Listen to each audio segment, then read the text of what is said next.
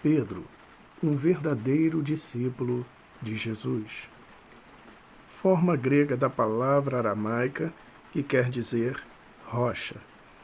Nome esse que Jesus deu a Simão, porquanto este compareceu pela primeira vez à sua presença e que depois explicou nas suas palavras. Simão era filho de certo João, ou Jonas, talvez síncope da palavra João, que com seus filhos André e Pedro exercia a profissão de pescador no mar da Galileia. De parceria com Zebedeu e seus filhos, havia nascido em Betsaida, de onde se transferiu com sua família para Cafarnaum.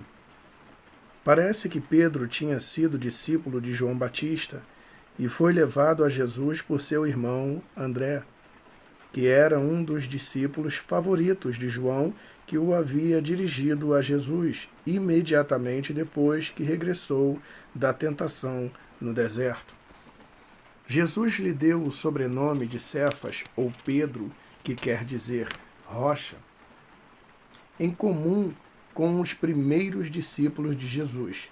Pedro recebeu 3 chamadas distintas de seu mestre, a primeira para ser discípulo, a segunda para acompanhá-lo em sua missão e a terceira para ser apóstolo. O ardor de ânimo e o espírito de consagração e coragem, o vigor físico e a impetuosidade de seu gênero deram-lhe desde logo lugar distinto entre os demais discípulos de Jesus. O seu nome figura sempre em primeiro lugar na lista dos apóstolos. No círculo íntimo dos 3 discípulos mais favorecidos, o nome dele é sempre o primeiro. Ele era quem primeiro falava, o primeiro a confessar que Jesus era o Cristo, o Filho de Deus vivo, mas também foi o primeiro a dissuadir o Mestre a não seguir o caminho dos sofrimentos, recebendo dele a mais formal repreensão. A vida do apóstolo Pedro apresenta 3 feições muito distintas. A primeira é o período de aprendizagem de quem o Evangelho nos dá conta. Durante os anos de convivência pessoal com Cristo, aprendeu a conhecer-se a si mesmo e a seu mestre. Ele que havia afirmado fidelidade incondicional a Jesus, terminou por negá-lo 3 vezes. E estando Pedro embaixo no átrio, chegou uma das criadas do sumo sacerdote e, vendo a Pedro, que estava se aquentando, olhou para ele e disse: Tu também estás com Jesus, o Nazareno. Mas ele negou, dizendo: Não o conheço, nem sei o que dizes.